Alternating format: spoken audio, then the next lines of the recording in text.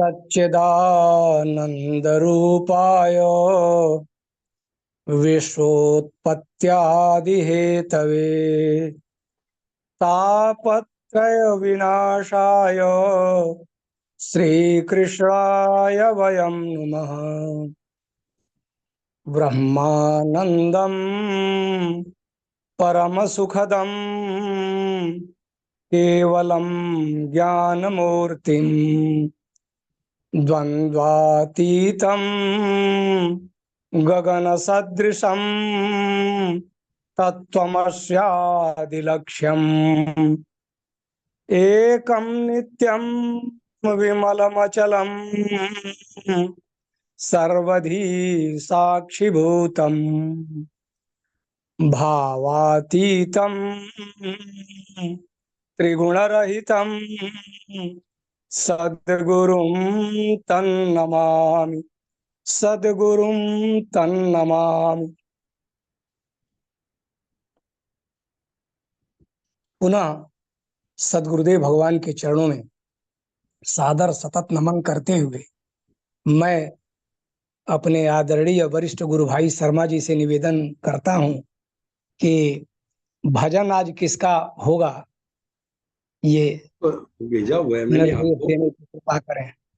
एक मिनट। भजन और अभिव्यक्ति किसका है, केवल यही नाम बता दिया जाए। अच्छा, आज भेजा नहीं है क्या?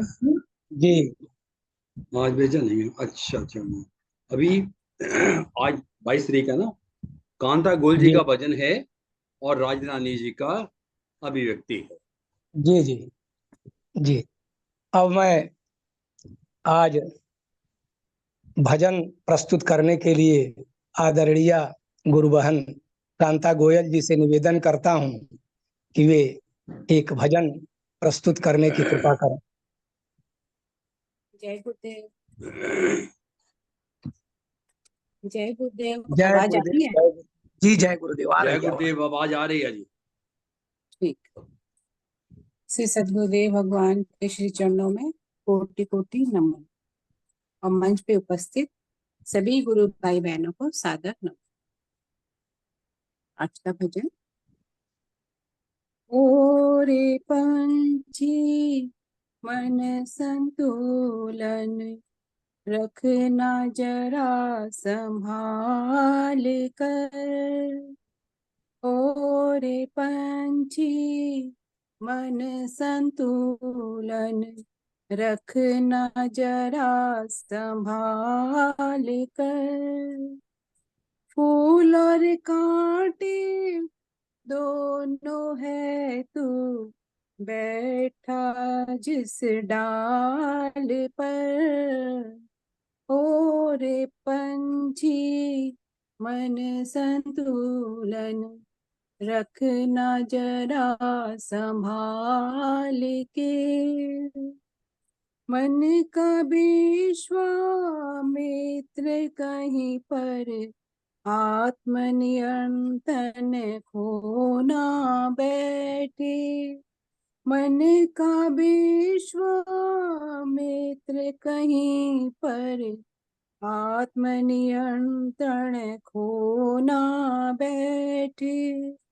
रूप राशि की किसी में का जीवन धन होना बैठे। रूप राशि की किसी में का जीवन धन होना बैठे। योग न कर दे कहीं निछावर। योग न कर दे कहीं निछावर। मिथ्या माया जाल पर। योग न कर दे कहीं निछावर। मिथ्या माया जाल पर। फूल और कांटे दोनों है तू बैठा है जिस डाल पर। ओ रे पंछी मन संतुलन रखना जरा संभाल कर। अपनी निश्चित कर्म योजना कहीं अवधि से निकल न जाए। अपनी निश्चित कर्म योजना कहीं अवधि से निकल न जाए। मत स्वतंत्रता दे चंचल मन, स्वतंत्र होकर बदल न जाए। मत स्वतंत्रता दे चंचल मन, स्वतंत्र होकर बदल न जाए। रीझ न जाए शूर्पणखा रुचि किसी सुमित्रा लाल पर। रीझ न जाए शूर्पणखा रुचि किसी सुमित्रा लाल पर। फूल और कांटे दोनों है तू बैठा जिस डाल पर। ओ रे पंछी मन संतुलन रखना जरा संभाल कर। फूल और कांटे दोनों है तू बैठा जिस डाल पर। ओ रे पंछी सुंदर सफलता भजन। को जीवन तम में रखना उत्तम प्रबंध कर। सफलताओं को जीवन तम में रखने का उत्तम प्रबंध कर। बारा जाए ना यह मन मादक, अहंकार की गरल गंध पर। बारा जाए ना ये मन मादक, अहंकार की गरल गंध पर। मोह न जाए यह मन नारद, मोह न जाए यह मन नारद। विश्व मोहिनी बाल पर। मोह न जाए यह मन नारद, विश्व मोहिनी बाल पर। फूल और कांटे दोनों है तू बैठा जिस डाल पर। ओ रे पंछी मन संतुलन रखना जरा संभाल कर। ओ रे पंछी मन संतुलन रखना जरा संभाल कर। आत्म विकास है तू रे पंछी, सतत शुभ अभ्यास कर। आत्म विकास है तू रे पंछी, सतत शुभ अभ्यास कर। मन मतंग पर नहीं विवेक, कुश पर दृढ़ विश्वास कर। मन मतंग पर नहीं विवेक, कुश पर दृढ़ विश्वास कर। फिर लिखता चल शुभ ललित अंक, फिर लिखता चल शुभ ललित अंक। अपने भविष्य के बाल पर फिर लिखता चल शुभ ललित अंक अपने भविष्य के भाले पर, फूल और कांटे दोनों है तू बैठा जिस डाल पर। ओ रे पंछी मन संतुलन रखना जरा संभाल कर। ओ रे पंछी मन संतुलन रखना जरा संभाल कर। फूल और कांटे दोनों है तू बैठा जिस डाल पर।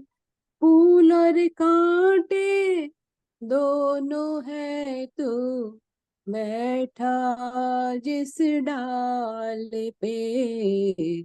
ओ रे पंछी मन संतुलन रखना जरा संभाल कर। जय गुरुदेव। जय जय गुरुदेव, जय गुरुदेव। बहुत ही सुंदर भजन आदरणीय गुरुबहन कांता गोयल जी ने प्रस्तुत किया है। प्रतीकों के माध्यम से यह जीव अपना उद्धार कैसे करे, ऐतिहासिक प्रतीक प्रस्तुत करते हुए बड़ी ही सुंदर ढंग से प्रेरित करने वाला यह भजन हमारी आदरणीय गुरुबहन ने प्रस्तुत किया है। हे पंछी, मन का संतुलन संभाल के रखना। मन ही तो संसार है। मन ही मिलने के बाद तो विचलन शुरू हो जाता है संसार की ओर।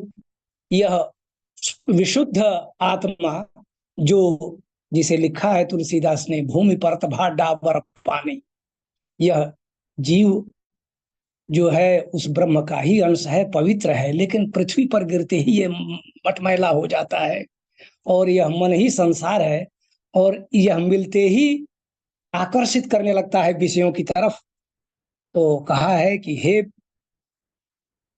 पंछी, मन के संतुलन को संभाल के रखना। जिस ढाल पर बैठे हो उसमें फूल भी है, कांटे भी, दोनों हैं। तुम ब्रह्मोन्मुख होकर अपना उद्धार कर सकते हो, संसार उन्मुख होकर माया में लिपट कर अपने को तुम नष्ट कर सकते हो। मन विश्वामित्र कहीं आत्मनियंत्रण न खो बैठे।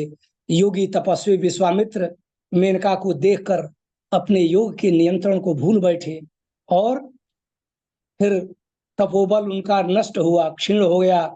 मिथ्या जाल पर अपने योग निछावर कर बैठे। तो अपनी निश्चित कर्म योजना कहीं अवधि से निकल ना जाए, समय रहते उसे संभाल ना सकें, ऐसा न हो। आप तत्पर रहें और आगे भी इसी तरह प्रेरित करते हुए। नारद अपने तप को भूल गए, ऐसा इन्होंने गीत में संकेत दिया है। शूर्पणखा जैसे लक्ष्मण पर आकर्षित हो गई, उसी तरह यह जीव विविध प्रकार से माया संकुल होकर अपने को बर्बाद कर बैठता है। और आदरणीय गुरुबहन ने बड़ा ही प्रेरक यह भजन सुनाया है। बहुत बहुत धन्यवाद है आदरणीय गुरुबहन को।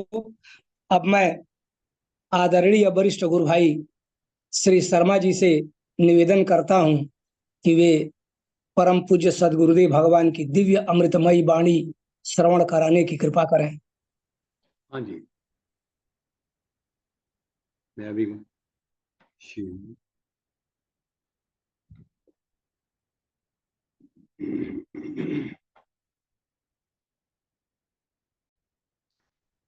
आज हम सदगुरु भगवान की अमृतमय वाणी में श्रवण करने जा रहे हैं। इंदौर प्रवचन 2 भाग 1। मिश्रा जी, मेरी आवाज आ रही है? जी आ रही है, अच्छी आवाज आ रही। धन्यवाद।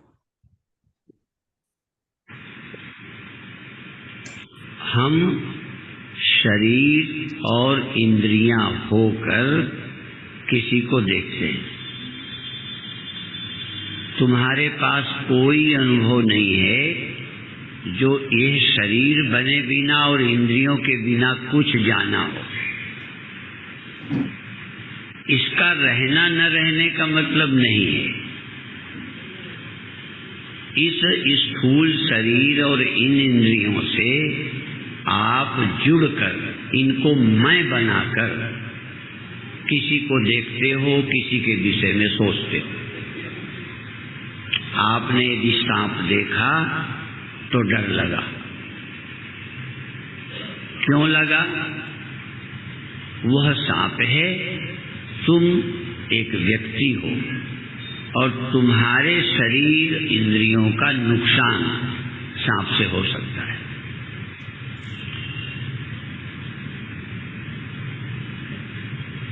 इसीलिए एक पुस्तक लिखी थी, body consciousness to soul consciousness. Consciousness या तो बॉडी होगी, कॉन्शियसनेस फ्री कभी नहीं है, स्वतंत्र नहीं है। कॉन्शियसनेस किसी से मिलकर ही रहती है, चाहे वो सच्चा भौतिक शरीर हो या आपका स्वप्न का शरीर, स्वप्न की इंद्रियां हो। जगत जब भी देखा है और को जब भी जाना है और को अपने अलावा और तुम्हें तभी दिखा है जब आपके पास स्थूल शरीर और स्थूल इंद्रियां थी, या स्वप्न का शरीर, स्वप्न की इंद्रियां थी। दूसरा देख ही नहीं सकते, पर ध्यान द्वारा ऐसा नहीं हो पाता। तो योग का मार्ग है कि हम मन रहित हो जाएं। यदि मन रहित हो जाओगे तो स्मृति रहित भी हो जाओगे। इसीलिए 5 तरह की वृत्तियां योग द्वारा निवृत्त करनी। वृत्तयः पंचतयः। निद्रा भी एक वृत्ति है, भले जगत नहीं दिखता। निद्रा वृत्ति, स्वप्न वृत्ति, स्मृति। स्मृति, यहाँ बैठे भी किसी की याद करके स्मृति से सुखी और दुखी हो जाते हो। पुराना घाटा या बहुत दूर घाटा लगा है, यहाँ उसकी याद करके दुखी हो जाते हो। तो दुख और सुख विषय से होते, और विषय या तो प्रत्यक्ष होगा या स्मृति में होगा या स्वप्न होगा।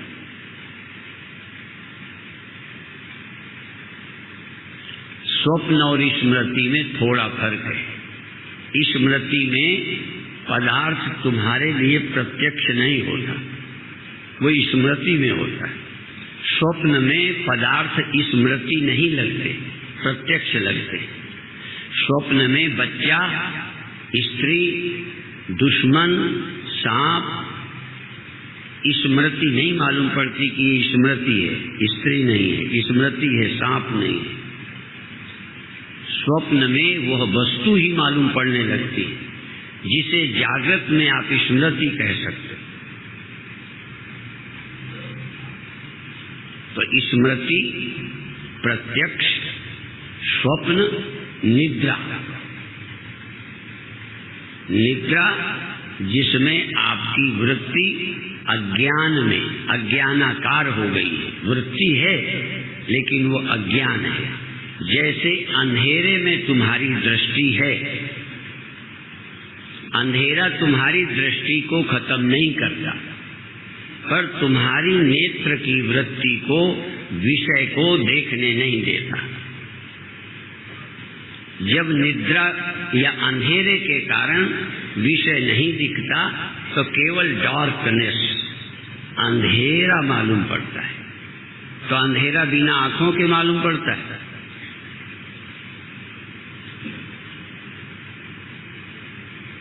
अर्थात को खत्म नहीं कर पाया है। अंधेरा भी तुम्हारी दृष्टि से दिख रहा है, पर केवल अंधेरा दिखता है और कुछ नहीं दिखता। इसलिए कहोगे हमें कुछ दिखाई नहीं देता। कुछ नहीं दिखाई देने का मतलब अंधेरा भी नहीं दिखाई देता।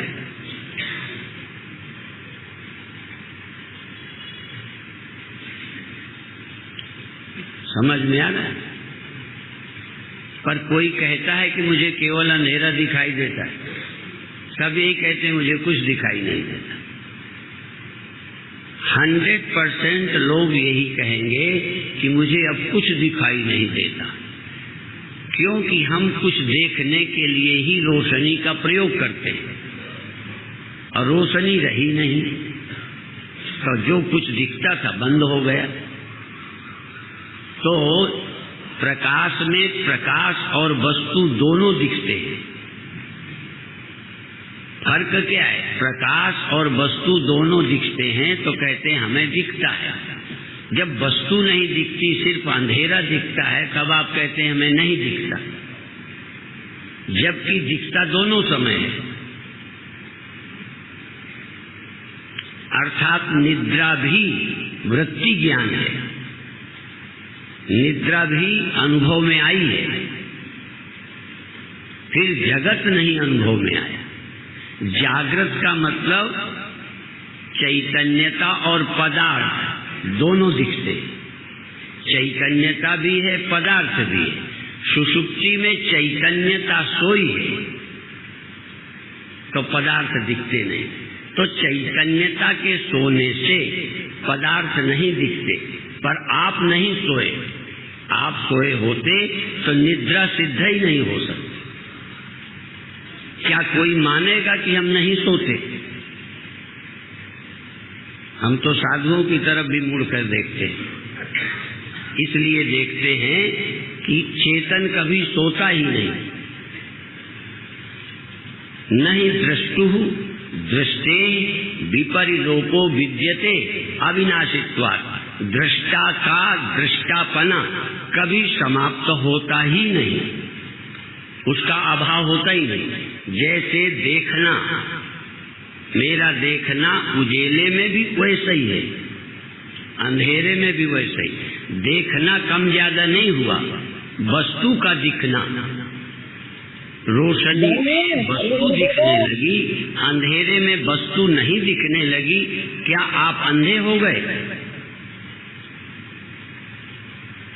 तो जिस चैतन्य का अभाव नहीं होता, अर्थात साक्षी का अभाव नहीं होता। जागृत में साक्षी और जागृत वृत्ति दो हैं। जागृत का मतलब है जहां आत्मा भी है और जागृत वृत्ति भी है। तो वृत्ति के कारण पदार्थ भासता है। तो एक में वृत्ति अज्ञानता में, जड़ता में, अंधेरे में चली गई है। कौन? वृत्ति। तुम अंधेरे में नहीं गए, अंधेरे में अज्ञानता में वृत्ति जाने से जगत नहीं भासता। इसीलिए एक भ्रम है कि जगत इसलिए नहीं दिखता कि मैं सो गया था। तो समाधि से ये भ्रम भी टूट जाएगा, क्योंकि आप चेतन हैं और वृत्ति नहीं है। वृत्ति न होने से और चेतन रहने से ये जो भ्रम है कि मुझे जगत नहीं दिखता, अज्ञान के कारण, नींद के कारण नहीं दिखता, इसका मतलब जगत है ही नहीं।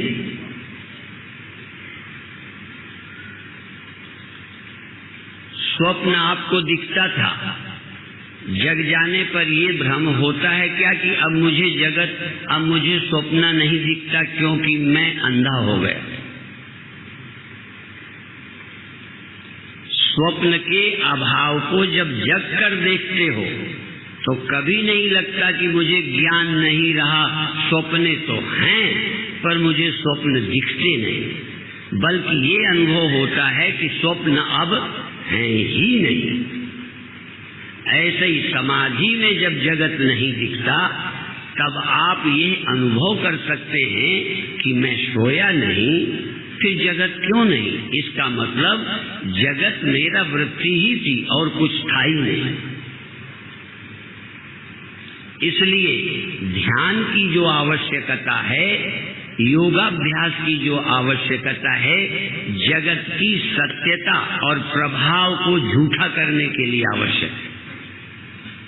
सुषुप्ति में जगत का प्रभाव बिल्कुल नहीं रहता। दुखी से दुखी, पापी से पापी, नीच से नीच व्यक्ति गहरी नींद में किसी तरह की ग्लानि से युक्त नहीं रहता, किसी तरह की ग्लानि। क्योंकि ग्लानि के लिए आपको पाप का स्मरण आना चाहिए, आपको अपनी गलतियां ध्यान में आनी चाहिए, और नींद में नहीं आती। इसलिए गहरी नींद वाला व्यक्ति लगभग मुक्त होता है। ये लगभग शब्द मैंने बैलरी से सीखा है। लगभग।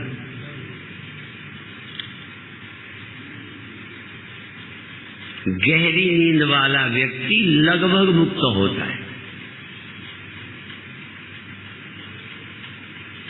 या आप बताओ उसमें कौन सी तकलीफ थी, चिंता थी?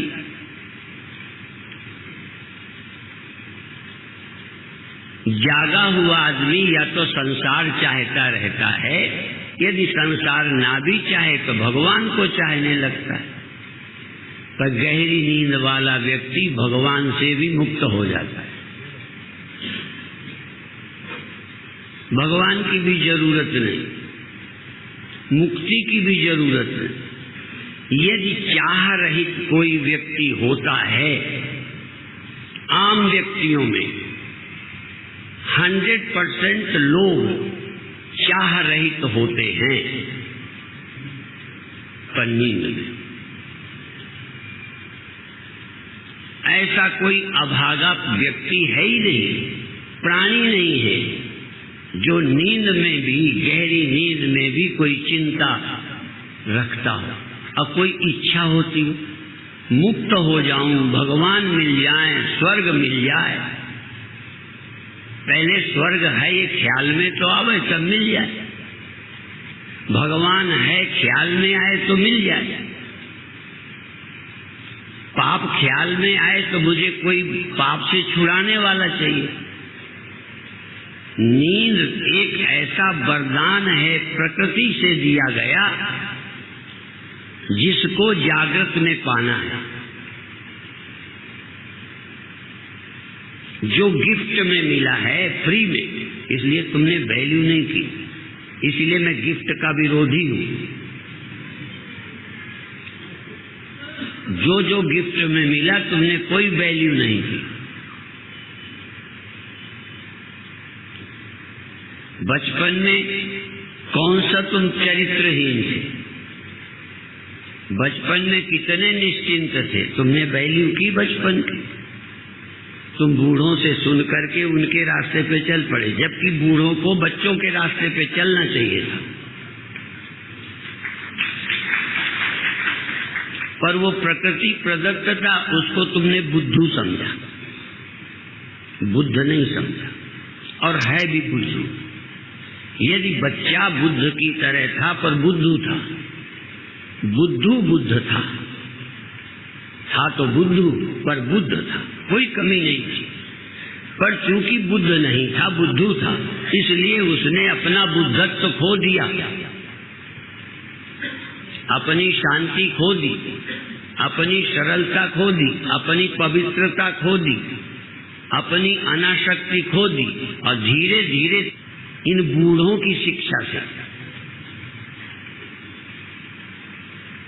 तुम्हारी बातें मान मान कर जो उसका नहीं था वो भी तुमने उसका बना दिया कि ये तेरा है, ये तेरा नहीं है, इसकी चिंता कर, इसकी नहीं।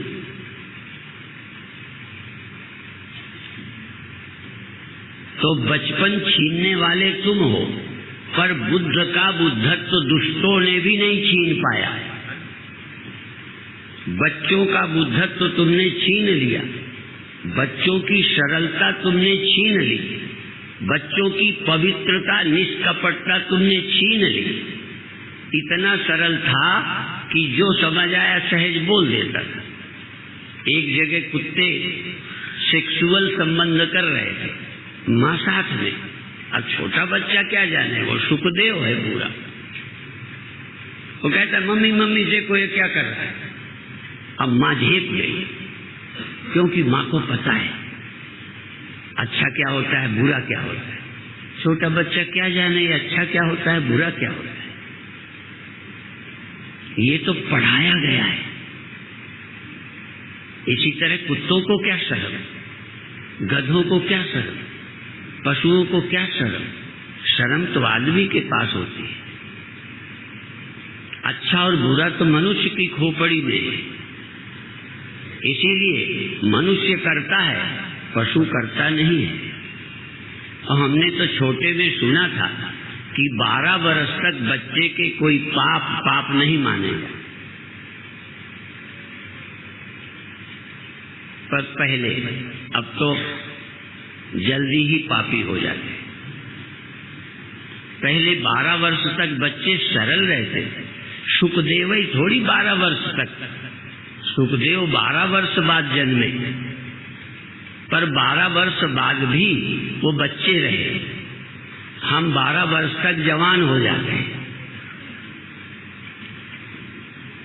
तो सुखदेव 12 वर्ष के थे, स्त्रियां स्नान कर रही है, स्त्रियों को शर्म नहीं लगी, नग्न स्नान कर रही है। स्त्रियों को भी मालूम है कि ये बच्चा है। जो बच्चे की तरह है उसको शर्म क्या, उससे लोगों को शर्म क्या। जब व्यास निकले तो स्त्रियों ने पर्दा कर लिया, क्योंकि कितने ज्ञानी हो जाए, अब बच्चा होना बड़ा कठिन है। बूढ़ों का बच्चा होना बड़ा कठिन है, इसलिए बच्चा सरल है। तो वो गिफ्ट में मिला था, हमने खोया। इसीलिए जब कोई मेरी किताबें भेंट देता है तो मैं कहता हूँ ना, तो चाहे थोड़े पैसे लगाओ, फ्री मत देना। फ्री की कोई वैल्यू नहीं होती। भगवान का दिया हुआ, प्रकृति का दिया हुआ फ्री, तुमने उसकी वैल्यू नहीं की तो हमारी दी की क्या वैल्यू करोगे। इसलिए कई लोग तो प्रवचन भी फ्री नहीं देते, टिकट लगा देते तो आप ज्यादा आते और ज्यादा सुनते। अब पैसे लगा के आते तो घर की न सोचते, क्योंकि हमने 100 रुपया लगाया है। फ्री बैठे हो इसलिए घर की चिंता करते हो, प्रवचन सुनते ही नहीं। तो नींद प्रभु प्रदत्त गिफ्ट है। जो सिंपल भगवान ने दे दिया है उसको तुम प्राप्त करो, खरीदो, मेहनत करो। जो फ्री में बचपन मिला है उसको अब जीवन भर ढूंढो।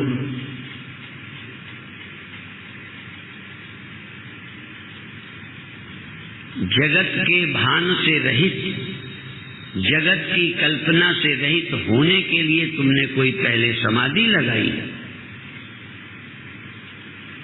कोई गुरु मिला तुमको, इसलिए गुरु नाम गुरु। भगवान गुरु के गुरु हैं, वो पहले ही जो जो चाहिए नमूना दे के भेजा है। सबकी गठरी लाल है, कोई नहीं कंगाल, गांठ खोल नहीं देखते, या विधि भय कंगाल। तुमने जो भगवान ने भेंट दे के भेजा था, बचपन और नींद। बचपन का मतलब शरीर बच्चा रहना नहीं, आपका अंदर सोच बच्चों जैसी बनी रहे। छोटा बच्चा धनी होता है कि गरीब, वो हिंदू होता है कि मुसलमान, वो पंडित होता है कि बनिया, वो साधु होता है कि गृहस्थ। बल्कि साधु को भी बच्चा होना पड़ेगा। बहुत साधु होके भी बच्चे नहीं होते। वो जो गृहस्थी से आए हैं वो दिमाग लिए ही रहते हैं। तो जो प्रकृति ने हमको बचपना दिया है, शरीर तो प्रकृति छीन ले, क्योंकि प्रकृति ने छीनने के लिए नहीं दिया था। प्रकृति ने शरीर छोटा दिया था, बच्चा दिया था, वो बूढ़ा हो जाएगा। प्रकृति आपकी आयु बदल सकती है, और बदल दे तो कोई नुकसान नहीं, पर आपका दिमाग बदल दे ये ठीक नहीं है। और सच तो याद करोगे तो याद आ जाएगा, एक दिन तुम्हारे पास शरीर नहीं था। सबके किसी दुख की तुम्हें याद है? जब शरीर नहीं था उस समय का कोई भय याद है? नींद की याद कर लो, और शरीर के पाने की पहले की याद कर लो। कोई तकलीफ याद आ रही है कि तुम्हारा पति बड़ा दुष्ट था? कोई दुख याद है तुम्हें? ये भी प्रकृति की गिफ्ट है कि पहले का तुम्हें कुछ याद नहीं है, इसका मतलब पहले का याद न रखो। ये भी प्रकृति का एक वरदान है। पहले के जन्मों से तुम कहां दुखी हो? हम लोग जबरदस्ती ठूसते हैं। तुम पहले को भूल गए हो। नींद वर्तमान को भी भुला देती है, और स्वप्न आपको भगवान ने गिफ्ट में दिया है कि तुम देख सको कितने दिमागदार हो, चाहे वकील हो, चाहे डॉक्टर हो, चाहे नेता, झूठ को सच देखने लगते हो। कोई माई का लाल जिसने झूठ को सच नहीं देखा, कुछ नहीं था स्वप्न में, पर तुमने सब कुछ देख लिया। इसका मतलब ये भगवान ने, प्रकृति ने गिफ्ट दिया है कि एक दो एग्जाम्पल से देख लो कि तुम झूठ को भी सच देख लेते हो। इसलिए जब दूसरे पर इल्जाम लगाते हो तो सच हो जरूरी नहीं है। मैं बार बार ये समझाता हूं कि दूसरे के विषय में निर्णय करने वाले तुम कौन? दूसरे के विषय में जो तुम सोचते हो वो सच है क्या?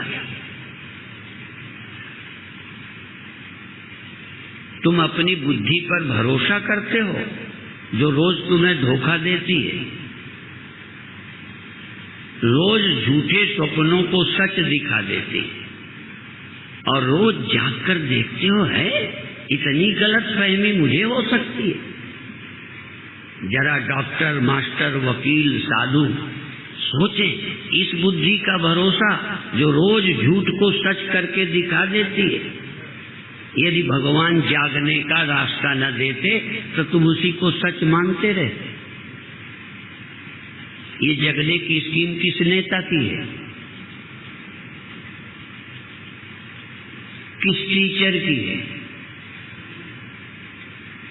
जगत का न दिखना, स्वप्नों का सच दिखने लगना, और ये जागृत भगवान की सबसे बड़ी गिफ्ट है, सबसे बड़ी। क्यों? इसी जागृत में तुम देख सकते हो सुषुप्ति में क्या हुआ। इसी जागृत में देख सकते हो स्वप्न में क्या सच देखा था, और सब झूठ निकला। सुषुप्ति में कोई दुख नहीं था, जब जगत नहीं था, चिंता मुक्त थे, ये सब सोचने आया। तुम्हें भगवान की कृपा नहीं समझ आती? ये फंसाने के लिए है कि जनाने के लिए? ये जागृत अवस्था मूर्ख बनने के लिए है कि समझदार बनने के लिए? इस जागृत में भी तुम नहीं जागृत का उपयोग करते। जागृत में उपयोग करो कि स्वप्न दिखे थे, नहीं रहे, सुख दुख लगा था, सब झूठ था, मरा जीना मेरा तेरा सब झूठ था, पर सच लग गया दिमाग के कारण। क्योंकि तुम्हारे दिमाग में एक इम्प्रेशन है कि जो हमने देखा सच है। जागृत में तुमने सब सच ही सच देखा ना।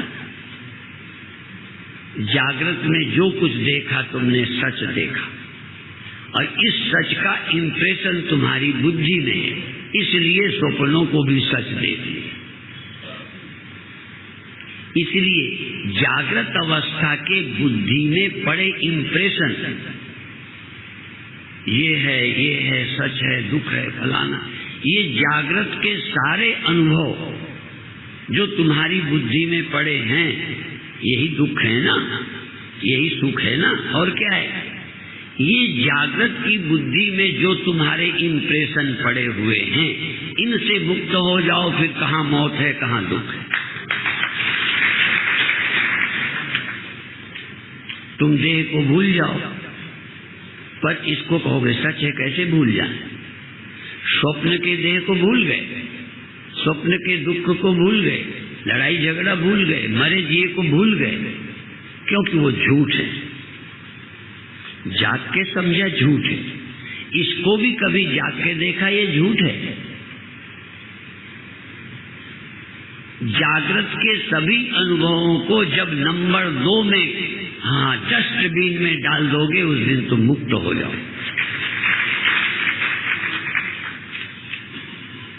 जगत है जागृत का स्वप्न,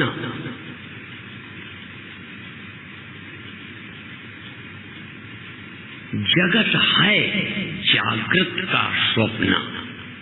निरख तू सत्य स्वरूप अपना। हजारों तरह के छोटे बड़े बर्तन, सब नंबर 2, नंबर 1 मिट्टी। वास्तविक सच मिट्टी, अवास्तविक सच सब सच अवास्तविक, व्यवहारिक काम के लिए सब सच, पर वास्तविक सच एक। इसी तरह से जगत है जागृत का स्वप्न। निरख तू सत्य स्वरूप अपना। जो देख रहा है ये सच मत देख, जिसके कारण ये सच लगते हैं उसे देख। मिट्टी के कारण बर्तन सच होते हैं कि स्वतंत्र सच होते हैं?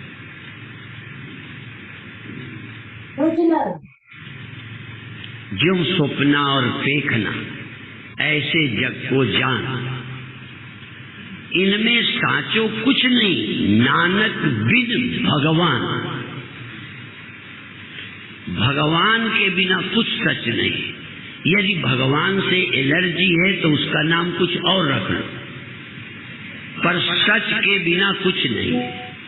जो हुआ है सब नंबर 2, जिससे हुआ है वो अकेला नंबर 1, इसलिए उसका नाम परम सच है।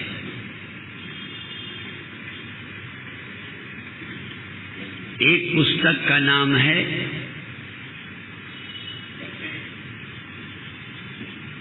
परम सत्य या सत्यम परम धीमहि, और पंजाबी में उसका नाम है परम सच। परम सच, सच तो सपने भी थे उतनी देर कि उतनी देर भी तुम्हें सच नहीं लगे। अच्छा, ये भी सच है, पर कुछ वर्ष। सदा सच क्या है? जैसे हमारे एक भगवान का नाम सदाशिव है, तो 4 मिनट को तो सब शिव हो जाए। थोड़ी देर तो हम बहुत अच्छे लगे, तो थोड़ी देर को जो होता है वो सच कहाँ है? थोड़ी देर को तो जो होता है सब झूठ है।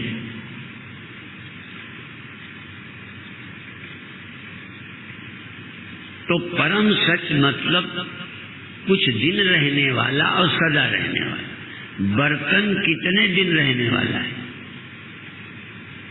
अनादि काल से अनंत काल तक। कोई भी बर्तन होने के भी पहले था और न रहने के बाद रहेगा। तो होने के पहले जो था, होने के बाद जो रहेगा वो सच। अब परम क्यों कहते हैं? ये उदाहरण पहले भी बहुत बार दिया कि 100 साल पहले किसी भी घी की दुकान में देसी घी की दुकान नहीं लिखा होता था, घर का घी नहीं लिखा होता था, क्योंकि बाहर का था ही नहीं। देसी घी नहीं लिखा होता था क्योंकि विदेशी घी ही नहीं था। जब से विदेशी भी घी बन गया, वेजिटेबल भी बन गया, घी कहलाने लगा, तो फिर हमें अपने वाले को देसी कहना पड़ा। क्या करें? तो जब से तुम्हें ये सच दिखने लगा, जब दिखे तो सच है, तो फिर हमें कहना पड़ा जो अभी तुम्हें नहीं दिखाई पड़ रहा वो सच है।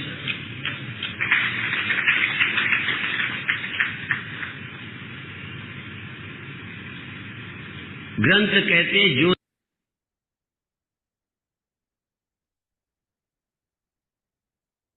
जय गुरुदेव। जय गुरुदेव। जय। अब मैं आदरणीय गुरु बहन राजा रानी जी से निवेदन करता हूं कि वे आज के प्रवचन पर अपनी अभिव्यक्ति देने की कृपा करें। आदरणीय गुरु बहन राजा रानी जी। जय गुरुदेव जी। जय गुरुदेव। जय गुरुदेव। जय गुरुदेव।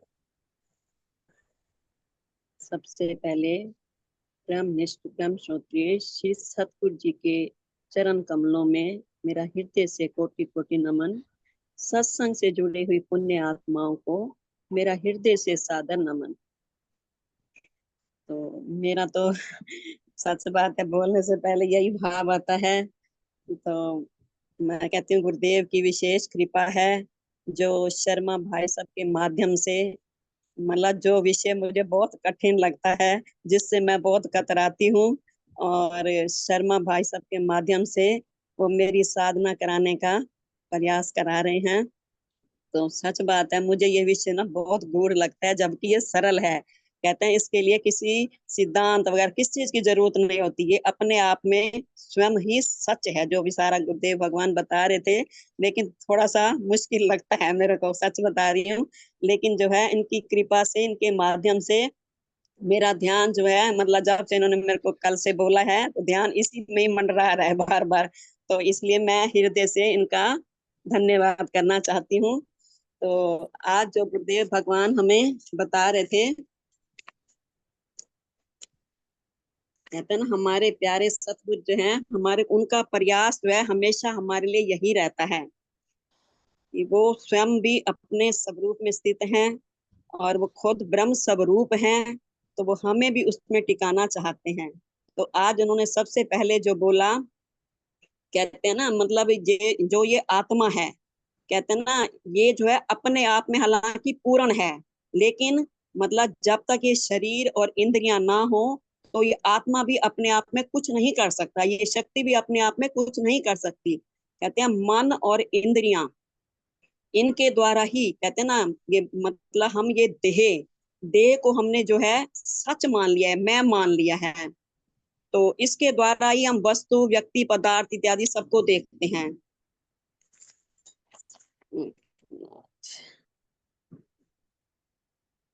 कहते हैं शरीर और इंद्रियां होकर किसी को देखते हैं। तुम्हारे पास, कहते हैं, आत्मा के बिना कोई अनुभव नहीं है।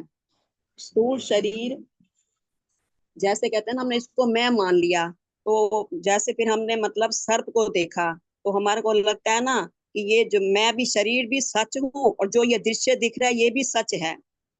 तो ये जो है मेरे शरीर को जो है नुकसान पहुंचाएगा, क्योंकि हमने देह को सच मान लिया। लेकिन गुरुदेव हमारा ये भय जो है दूर करना चाह रहे हैं।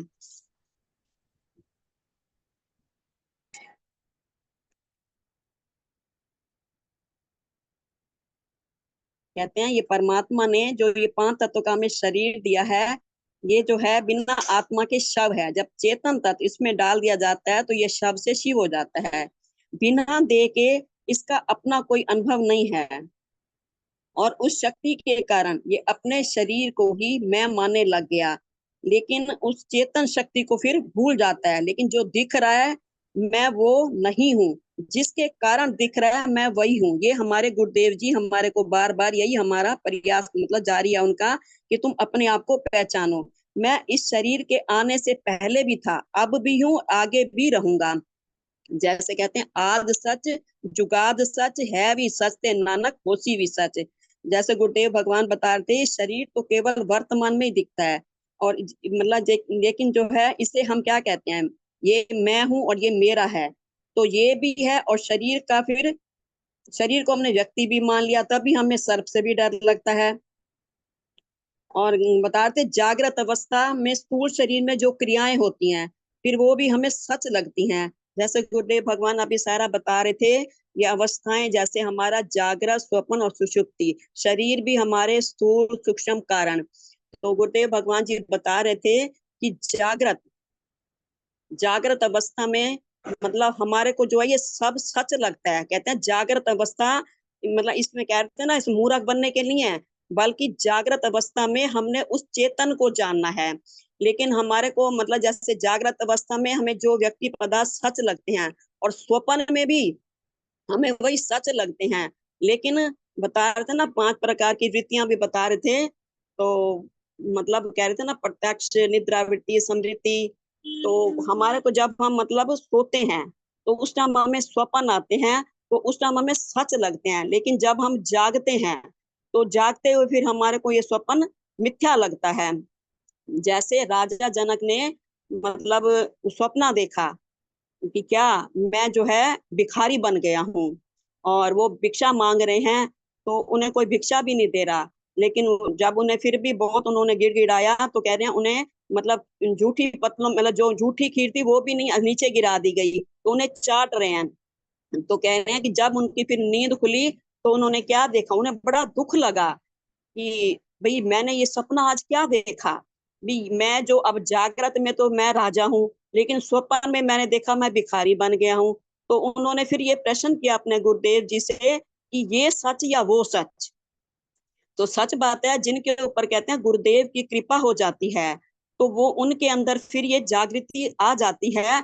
नहीं तो हम लोग तो इतना माया में खो जाते हैं, हमें अपना भान ही नहीं रहता हम क्या कर रहे हैं। लेकिन उन्होंने ये पूछा तो उनके गुरुदेव जी ने क्या बोला, ना ये सच ना वो सच। जैसे अभी सारा गुरुदेव भगवान हमें बता रहे थे कि समृद्धि कहते हैं ना, जो हमने मतलब पहले देखा था, जो हमें घाटा हुआ, या हमारा किसी ने मान अपमान किया, तो हमें कितना दुख लगता है उसका। लेकिन जब हम ध्यान भी कभी बता रहे थे ना, कि हमने ध्यान अवस्था में मन रहित होना है, समृद्धि रहित होना है, तो ये हमने योग अभ्यास द्वारा बार बार अभ्यास करना है। जैसे गुरुदेव भगवान सारा हमें समझा रहे थे कि मतलब बार बार जो है हमने अपनी साधना करनी है अपने आप को। मतलब ये कैसे फिर हमें भुलेखा पड़े, ये भुलेखा तो पड़ता ही नहीं है, क्योंकि हम सारा दिन देह को सच मान के बरत रहे होते हैं। जैसे गुरुदेव भगवान ने बताया ना, कि जैसे मतलब मिट्टी के बर्तन होते हैं, कटोरी गिलास जो भी मतलब चीजें बनती हैं, उससे केवल हम काम ले सकते हैं। लेकिन कहते हैं वो सच तो नहीं है ना, वो सिर्फ वर्तमान में दिख रहे हैं, है ना। कई प्रकार के गुरुदेव भगवान एग्जाम्पल देते हैं, जैसे सुनार के मतलब जो सोने की चीजें बनती हैं, मतलब सच तो सोना है ना, ऐसे मिट्टी के बर्तन सच तो मिट्टी है ना। तो इसी प्रकार हमारे देह के अंदर जो आत्मा बैठी है, सच तो यही है। लेकिन देखो जो संत महात्मा होते हैं, वो मतलब जागृत में भी उसी सुषुप्ति उस चेतन से जुड़ जाते हैं। लेकिन हम जो है हर टाइम जो है मतलब कार तो वो चेतन शक्ति रही होती है, लेकिन हम इस देह को सच मानते हैं। तभी हमें लगता है कि मैं कर रहा हूँ, मैं खा रहा हूँ, मैं जा रहा हूँ, है ना। लेकिन पीछे सत्ता किसकी है, हम उस सत्ता को भूल जाते हैं। तो सच बात है, हमें दुख भी क्यों लगता है, क्योंकि संत महात्मा ना इस देह को सच मानते हैं, ना दुख सुख को सच मानते हैं।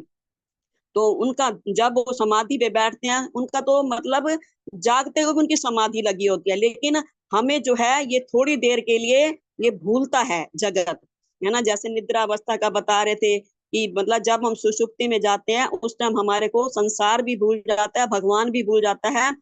हमारे को ये भी गिलानी नहीं रहती कि मैंने कोई पाप किया, क्योंकि मतलब कुछ भी उन्हें भान उस टाइम नहीं रहता। तो गुरुदेव भगवान कह रहे थे कि मतलब ये जो है जब हम सुषुप्ति अवस्था में जाते हैं, तो उस टाइम जो है हम थोड़ी देर कहते हैं ना उस चेतन सतह से जुड़ते हैं, जो मतलब कहते हैं वो सारे ही जुड़ते हैं उस टाइम, लेकिन लेकिन कहते हैं जो संत महात्मा है वो तो जागृत में भी हर टाइम मतलब उससे जुड़े रहते हैं। ये भी जैसे बता रहे थे, नींद जो है ये परमात्मा ने हमें गिफ्ट दी है, प्रकृति भी परमात्मा ने गिफ्ट दी है। परमात्मा ने हमारे लिए सारी प्रकृति हमारी मौज के लिए बनाई है, फ्री गिफ्ट बता रहे थे ना, तुम इसका भी लाभ नहीं उठाते हो। कितना मतलब फ्री प्रभु ने सबको, देखो सूर्य चंद्रमा सब कुछ जो है हमारे को परमात्मा ने, हवा सब कुछ फ्री दिया है, लेकिन हम इस पे भी कभी शुक्राना भी नहीं करते। और इसका हम, सच बात है, कह रहे थे ना, मतलब फ्री की कीमत तुम नहीं करते हो, लेकिन कीमत कहते हैं ना, कहते हैं बंधे को बंधा मिले कौन छूटा न पाए, कहते हैं ना, लेकिन हम सारा दिन जो है इस मैं मेरे में लगे रहते हैं। तभी कहते हैं निर्बंध की जब हम शरण लेते हैं तो हमारे को माया से छुड़ा देते हैं। जैसे बता रहे थे ना, जो देखना और देखना सपने न्यू संसार, नानक बिन साचो नहीं, कहते हैं ना इस संसार में, मतलब नानक इस संसार में साचो नहीं, केवल भगवान के बिना मतलब कुछ भी सच्चा नहीं है ना। जैसे सपना ये भी झूठा है, कहते हैं ऐसे ही जैसे भगवान शिव शंकर ने क्या कहा, उमा कहूं मैं अनुभव अपना, सत हरि भजन जगत सब सपना। तो कहते हैं भगवान शिव शंकर ने अपना एक दृढ़ निश्चय, अपना एक अनुभव बताया, और उसको भी सच, मतलब कहते हैं ना उन्हें क्या लगा, ये जगत जो है सपना ही लगा। लेकिन हमें जो है थोड़ी देर को मतलब नींद में, गहरी नींद में हम भूल जाते हैं, हमें सपना सा लगता है। लेकिन कहते हैं जैसे मतलब भोले बाबा ने क्या कहा, मतलब उन्हें जो है ये संसार वास्तव में ही सपना लगा, तभी जो है उन्होंने जगत को छोड़ के अपने जगदीश की साधना करी, है ना। तो हम जो है मतलब सच संसार को मानते हैं, तो फिर क्या करते हैं, मैंने इतना मकान बनाए, मैंने इतना बच्चे पैदा किए, मतलब कितना हम सारा दिन जो है इसी में खोए रहते हैं। लेकिन ये गुरुदेव की विशेष कृपा है जो हमारे को नित्य अभ्यास करा रहे हैं। तो बार बार कहते हैं, एक वकील है वो भी कितना मतलब झूठ बोलता है, कहते हैं ये मन बुद्धि, मतलब क्या कहते हैं, ये भी दूसरा है। जैसे कहते हैं ना आत्मा जो है ये परम सच है, और ये शरीर भी हमें सच क्यों लग रहा है, क्योंकि इसके अंदर उस सच का प्रभु ने एक अंश मात्र डाल दिया है, तभी जो है हमें ये सच लगता है। और इसी में रह के हम उस परमात्मा को पा सकते हैं। ये भी हमारे प्रभु ने विशेष, कहते हैं ये ज्ञान भी केवल मनुष्यों को दिया है। बताते ना ये पशु पशु पक्षी गधे, कहते हैं इनको तो समझ नहीं है, ये जो पाप भी कर रहे हैं तो इनका कोई पाप भी गिनती में नहीं आता। लेकिन परमात्मा ने मनुष्य को जो है विवेक दिया है ना। इस विवेक द्वारा ही हम संतों की शरण में जा, मतलब शरण लेके शरण में जाके अपनी उस सच स्वरूप को जान सकते हैं, जो परम सच गुरुदेव भगवान बता रहे हैं। कहते हैं एक बच्चा जो होता है वो कैसा होता है, बिल्कुल निर्दोष, सरल मन का, सच्चे हृदय का, है ना। तो गुरुदेव भगवान कह रहे थे वो जो है बुद्ध स्वरूप है, बोध स्वरूप है। लेकिन तुम उनको भी, जैसे अभी आदरणीय मिश्रा जी बता रहे थे कि कैसे वो तो परम पवित्र है, लेकिन यहाँ पे आते वो मटमैला हो जाता है उसका अंश आके। तो सच बात है, कहते हैं जीव मतलब जब बच्चा पैदा होता है उस टाइम उसकी तार पूरी ब्रह्म से जुड़ी होती है, लेकिन बाहर निकलते ही कहते हैं हम क्या करते हैं, उसके अंदर माया डाल देते हैं, ये तेरी माँ है, ये तेरा पिता है ना। उसके अंदर झूठ छल कपट, उसको पता नहीं क्या क्या सिखा देते हैं। तो बता रहे थे जो बड़े बुजुर्ग होते हैं उन्हें उल्टा बच्चों की तरह मतलब चलना चाहिए, उनसे उल्टा कुछ सीखना चाहिए। लेकिन जब हम बुजुर्ग हो जाते हैं तो जो हमने संसार में देखा होता है, सुना होता है, जो अनुभव किया होता है, तो उसका हमें अहंकार होता है। तो हम कहते हैं हम तो बड़े हैं, ये छोटे बच्चे में क्या सिखाएंगे। लेकिन कहते हैं ना तुमने उल्टा इनके बुद्धत्व को स्वीकार नहीं किया, उल्टा तुमने भी इसे अपने जैसा बना दिया। तो गुरुदेव भगवान कहते हैं शरीर से जो है मतलब बच्चा नहीं होना, सोच जो है हमारी बच्चे जैसी होनी चाहिए, हमेशा निश्चल सरल हृदय का। बच्चे देखो कैसे होते हैं, 2 मिनट में देखो लड़ते हैं फिर एक भूल जाते हैं। लेकिन हम तो जरा सा किसी ने हमारा अपमान कर दिया, किसी ने भी हमारे साथ कुछ भी दुर्व्यवहार किया, तो हम जो है उसको गांठ बांध लेते हैं। लेकिन हमने ऐसा नहीं करना, हमने अपने स्वभाव को बच्चे की तरह बनाएंगे, तो कहते हैं बच्चे की तरह बनेंगे तो हम बच जाएंगे, नहीं तो फिर कर्मों के फेर में हम आएंगे। तो जैसे सुखदेव जी का बता रहे थे कि गुरुदेव भगवान बता रहे थे ना कि 12 वर्ष के, कह रहे थे ना कि भी हम पहले सुनते थे कि 12 वर्ष के जो बच्चे होते हैं वो बिल्कुल सरल हृदय के होते हैं, उनका कोई भी पाप जो है लिखा नहीं जाता, वो एकदम सरल निर्दोष होते हैं।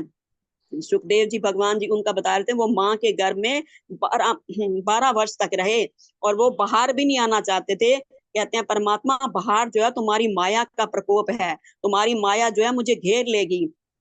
तो वो अपने माँ के गर्भ से बाहर भी नहीं आ रहे थे। तो फिर भगवान ने उन्हें दर्शन दिए और उन्होंने भगवान से प्रार्थना करी, तब मैं बाहर निकलूंगा जब आप मुझे ये आश्वासन दोगे, जब ये वचन दोगे कि आपकी माया मुझे नहीं व्यापेगी। तब जो है भगवान ने जब उन्हें वचन दिया तभी वो बाहर आए।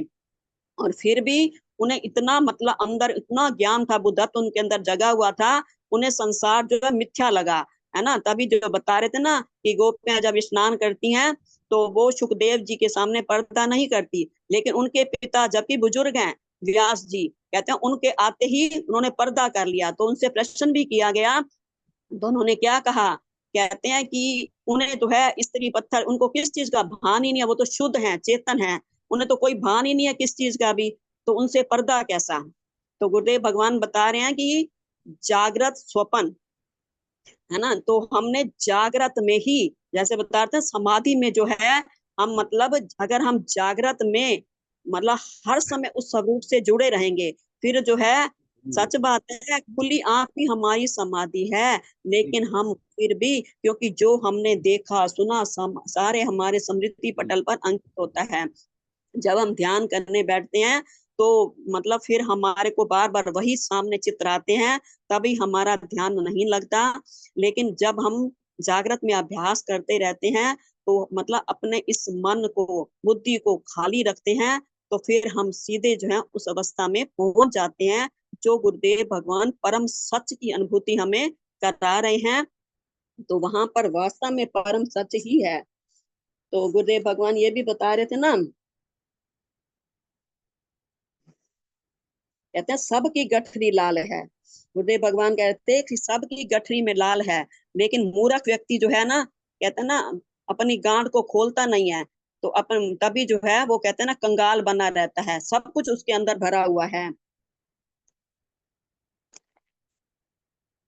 अति सुंदर अभिव्यक्ति। एक से हाँ जी। एक मिनट थोड़ा सा लास्ट में गुरुदेव भगवान ये बता रहे थे ना, हाँ जो जी। हुआ है वही नंबर 2 और जिससे हुआ है वही नंबर 1। कहते ना हाँ जगत जागृत का सपना, निरख तू सत्य स्वरूप अपना। भाई जिसके कारण ये सच्चे लगते हैं तो उसे देख, लेकिन हम जो है उसको नहीं देखते। जो सच बात है जिसके कारण लगते हैं उसको नहीं देखते, जो दिख रहा है सिर्फ उसको ही सच मानते हैं। परम सच, सच सपना भी ये उतनी देर। तो बता रहे थे ना जैसे भगवान सदा शिव का कहते हैं थोड़ी देर तुम्हें सच मानते हो उसे। तो जो कहते हैं ना मतलब ये जो है 100 साल पे अनादि काल से अनंत काल तक ये जो ये परम सच ही रहेगा, चाहे कितना भी साल बीत जाए, लेकिन सच तो ये सच रहेगा। शरीर तो हमारा आएगा भी जाएगा, जैसे बता रहे थे ना नींद में जो है हम मतलब क्या भूल जाते हैं, अपने मरण को भी भूल जाते हैं, भगवान को भी भूल जाते हैं। कहते हैं वो लगभग लगभग बता रहे थे, पूर्णतया नहीं बता रहे थे, लगभग मुक्त हैं। लेकिन हमारे प्यारे गुरुदेव वो तो हमारे को नित्य ही जीत कहते ना जीते जी मुक्ति का अनुभव करा रहे हैं। हमारे प्यारे गुरुदेव को, हमारे पूज्य गुरुदेव को हमारा शत शत शत कोट मतलब नमन है, नमन है, नमन है। सच बात है, आज उनके कारण ही हम आनंद से जी रहे हैं, है ना। जी तो हर कोई रहा है, लेकिन कहते हैं ना वही ये रथ मेरा मैं राजा हूँ, बड़ी शान से जीवन सैर करूं। ये संतों की कृपा से जो है हम अपने इस वर्तमान को, इस मनुष्य चोले को बड़ी शान से जी रहे हैं। तो ये जो सारे विषय विकार कहते हैं ना ये कुछ भी नहीं बिगाड़ सकते। अगर कहते हैं ना माया जो है प्रभु के आगे डेरा डाल ही नहीं सकती, है ना। जैसे उसका बताते हैं ना कैसे वो मतलब 5 वर्ष के भी, और उन्होंने भगवान शिव की कहते हैं ना पिंडी को पकड़ लिया था, तो कैसे अमर हो गए। उन्हें काल भी उनके पास आके भी नहीं आ पाया, उनके सामने खड़े हैं लेकिन काल भी उनका कुछ नहीं बिगा। तभी कहते हैं ना काल के माथे पग धरूं मेरे सतगुरु दीना ज्ञान। गुरुदेव हमारे को बार बार हमें यही समझा रहे हैं, तू दे नहीं तू आत्मा है, तू मरणशील नहीं, तू अजन्मा अविनाशी है ना। तो हमने वास्तव में हर समय अपने को यही मानना है, तभी ये मरने का दुख सुख जो है हमें कुछ भी नहीं व्यापेगा। अति बोलिए सुंदर, अति सुंदर। हे भगवान की जय। जय। तो जय थोड़ी गुरुदेव, जय गुरुदेव। ना देते हो बहुत साथ ही सुंदर अभिव्यक्ति आदरणीय गुरु बहन ने दिया है। क्षमा करना। इन्हें बहुत बहुत धन्यवाद है। और सचमुच आपके पास ज्ञान का अथाह सागर है। अब समय सीमा हो चुकी है। मैं आदरणीय वरिष्ठ गुरु भाई श्री शर्मा जी से निवेदन करता हूं कि आज की सत्संग सभा का समापन करने की कृपा करें। धन्यवाद, धन्यवाद। अभी इतनी सुंदर अभिव्यक्ति दे रहे थे राज बहन जी, तो लगता है कि समय पता नहीं कैसे बीत जाता है और मन करता है कि घड़ी रुक जाए, लेकिन ऐसा संभव नहीं है। बस समय काफी हो चुका है, अभी हम डायरेक्ट समापन की ओर ही चलेंगे। बोलिए सदगुरु भगवान की जय। गुरुर ब्रह्मा गुरुर्विष्णु गुरुर्देवो महेश्वरा, गुरु साक्षात परब्रह्म तस्मै श्री गुरुवे नमः। ध्यान मूलम गुरु मूर्ति पूजा मूलम गुरु पदम, मंत्र मूलम गुरु वाक्य मोक्ष मूलम गुरु कृपा। सर्वे भवन्तु सुखिनः, सर्वे सन्तु निरामया, सर्वे भद्राणि पश्यन्तु मा कश्चित् दुःखभाग् भवेत्। बोलिए सदगुरु भगवान की जय। जय सत्सनातन धर्म की जय। जय गौ माता की जय। जय सियावर रामचंद्र की जय। जय कृष्ण भगवान की जय। जय। बस इसी के साथ एक और मैं सबसे कहना चाहता हूँ, निवेदन करना चाहता हूँ। अभी कृष्ण जन्माष्टमी आ रही है 26 तारीख को, तो उसके लिए हम भजन संध्या रखेंगे, लेकिन हमारे साधक उसमें इतने ही ज़्यादा होते हैं कि हम एक दिन में सबका नहीं कर पाते। तो आप अगर चाहें, अगर आपकी अनुमति सबकी हो, तो हम भजन संध्या 2 दिन की रख लेंगे, 25 और 26 की।